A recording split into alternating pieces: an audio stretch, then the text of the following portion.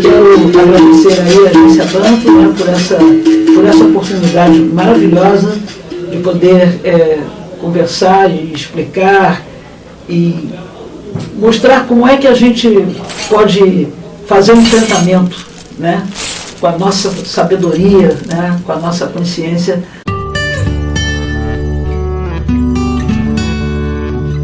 Eu sou a única deputada negra e sou a segunda mulher negra a entrar nessa casa que tem mais de 180 anos de existência. É, para mim, uma honra muito grande e uma gratidão maior ainda ao povo do Estado de São Paulo.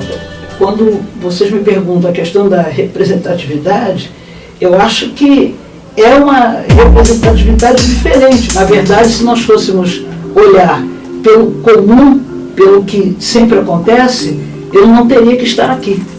Eu teria que estar fazendo outras coisas. Talvez por isso tenha havido tantos olhares de espanto quando eu cheguei à Assembleia. Haviam parlamentares que mal me olhavam, né? Era sempre aquela pergunta: o que é que essa mulher negra está fazendo aqui no meio da gente? O que é que essa sambista está fazendo aqui no meio da gente? E eu tenho muita consciência da minha responsabilidade, do que eu represento, das pautas que eu trago para casa, né, dos projetos de lei meu que se tornaram lei, e são projetos que mexeram bastante na questão do orgulho da população negra. Então foi através desses contatos, dessa minha presença, dessa minha audição, né, em relação às coisas que vêm lá da quebrada, né, da periferia, dos negros, dos nordestinos, dos pobres, dos quilombolas, né, do pessoal que lida nas grandes comunidades, é que a gente conseguiu formar, inclusive, até a nossa plataforma de mandato. A ausência do negro no poder, isso aí é extremamente oportuno, porque quando você olha o poder executivo, legislativo ou judiciário, você vê claramente que a população negra não está no poder desse país. Primeiro, é claro que isso é resultado da nossa história. A história do Brasil explica isso aí de forma muito clara. Afinal de contas, a nossa ancestralidade veio escravizada. Ela não foi escrava. A nossa ancestralidade foi escravizada. Ela vivia em liberdade lá no continente africano, foi jogada dentro de navios negreiros e veio para cá, né? E quando aconteceu aquela tal liberdade do 13 de maio de 88, foi uma coisa que no 14 de maio a nossa ancestralidade foi jogada na rua sem eira nem beiras e sem ter nenhuma oportunidade. E o pequeno exemplo que eu dou é quando você conversa com alguém que é descendente dos imigrantes, eles sabem exatamente o país que eles vieram, o sobrenome e tal, a árvore toda, enfim, né? E nós não sabemos que os nossos ancestrais vieram do continente africano, mas não sabemos qual foi o país. Ouso dizer que eu devo ter parentes no Brasil inteiro, que às vezes eu chego em alguns lugares e vejo pessoas iguais a mim. E eu digo, esse aí deve ser meu parente consanguíneo mesmo, mas é que a gente não tem provas, a história não mostra isso. Aliás, a história do Brasil não mostra a nossa história. Por isso que aconteceu a Lei 10.639, que é para contar, né, a história da África e dos afrodescendentes. Infelizmente, essa lei ela não é cumprida no Brasil. Primeiro, explicar para todo cidadão, toda cidadã, que qualquer pessoa pode vir a essa casa assumindo um assento aqui dentro.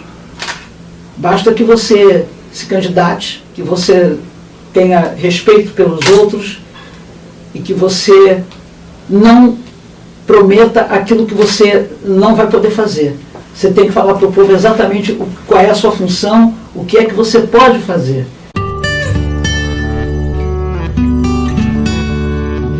Quando você tem um saber, é a única coisa que ninguém rouba de você. O saber vai com você pro resto da vida. Então, quando você não tem oportunidade, por que os negros têm maior índice de analfabetismo, o maior índice de questão de saúde, tudo de ruim, sempre aconteceu com a nossa população. Por quê? Porque não houve um olhar atento, não houve visibilidade, né, para as nossas questões, para as nossas demandas, para tudo aquilo que a gente sempre necessitou e ainda necessita, nunca ninguém se preocupou. Por quê? Porque nós não estamos no poder. Então é muito complicado para que você possa implementar todas aquelas políticas públicas que a gente necessita, todas as ações afirmativas que são necessárias, a gente não consegue. Eu tenho muita dificuldade, às vezes, de trazer algumas pautas para dentro dessa casa, porque as pessoas ficam sem entender nada, eles não sabem nada da gente, que a gente precisa, que é que o nosso povo que está jogado na periferia, nas favelas, né, nos morros, nas quebradas, né, enfim, nas cadeias, né, ninguém sabe que é o que a gente realmente precisa, a oportunidade que a gente teria que ter, né? A gente está lutando contra isso e eu acho até que se houvesse uma consciência maior, se houvesse, sabe, mais diálogo, mais discussões, né, em relação às nossas necessidades, eu acho que a população negra votaria para que o seu igual, o seu irmão, a sua irmã, tivesse numa dessas casas, né, de poder. Não existe uma perspectiva de poder passar, entendeu, a reflexão, a consciência política para o nosso povo. Não é pelo fato de ser negro, não é pela questão da etnia, é o compromisso. Porque às vezes tem negros que vão para o poder e fazem exatamente tudo contra aquilo que a gente precisa e que a gente quer. Então a questão é o compromisso, é a ideologia, que ela tem que ser uma coisa plena, entendeu? Tem que ser uma coisa ampla, verdadeira, né? Não apenas você ter a cor negra e você não tem nenhum compromisso com as nossas pautas, aí também não adianta. E também acontece a questão do favorecimento, às vezes, né? Você sabe que tem pessoas, que é a coisa do paternalismo, porque quem tem muito dinheiro faz muito favor, faz muita coisa para as pessoas, sabe? É aquela questão que dá cesta, sabe, né? Dá uma cesta básica e compra isso, ou dá aquilo, dá presente Dia das Crianças, dá presente no Dia das Mães. Nós apenas trabalhamos, nós não somos empresários, né? Nós não empregamos pessoas, nós não temos empreendedores negros, quase não temos. E a gente, inclusive, está com um projeto, né, para ver se consegue passar, se o governo, enfim, agora vamos mudar de governo, para ver se a gente consegue uma força, sabe, para o empreendedorismo negro. A questão das cotas, por exemplo, não adianta só você dar a cota. Você tem que ter a cota livro, a cota, sabe, de alimento, a cota de transporte, porque o negro pobre, quando ele entra, né, na universidade, tem a questão das cotas. Se ele tiver somente a cota, ele não vai conseguir, sabe, cursar lá, não vai conseguir ficar na universidade. A nossa população continua morando longe, se ela mora, por exemplo, no centro do Bexiga, ela é tirada lá do Bexiga para ir lá em um lugar, sabe, sem condições, até porque cada um que entra fica dizendo que vai fazer revitalização, mentira, é higienização que eles fazem mesmo. As pessoas começaram a entender que elas precisam vir aqui, precisam assistir às audiências públicas, precisam fazer parte, né? Quando tem fórum, quando tem audiência, sabe, quando tem as manifestações, as lutas, enfim, elas têm que saber que é daqui que partem as coisas.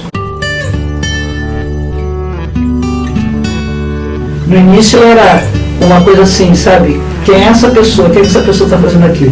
Depois que as comissões foram instaladas e que eu comecei a me manifestar e comecei a trazer, sabe, os meus pensamentos para dentro, as pessoas começam a ver que não era assim que eles estavam pensando. Aqui a conversa é olho no olho e, como eu digo sempre, o papo é reto. A senhora vai comer um bom bocado aqui, né? Porque mulher negra, exatamente, né? No partido de esquerda. Né? Eu tenho todas as marcas que seriam para que eu não tivesse espaço, né, de existência aqui dentro, mas a gente continua existindo. Resiste, né? Resiste. A alta sociedade começou a se infiltrar na escola de samba, essa coisa foi mudando e hoje, para você ter uma ideia, você vê poucos negros nas escolas de samba.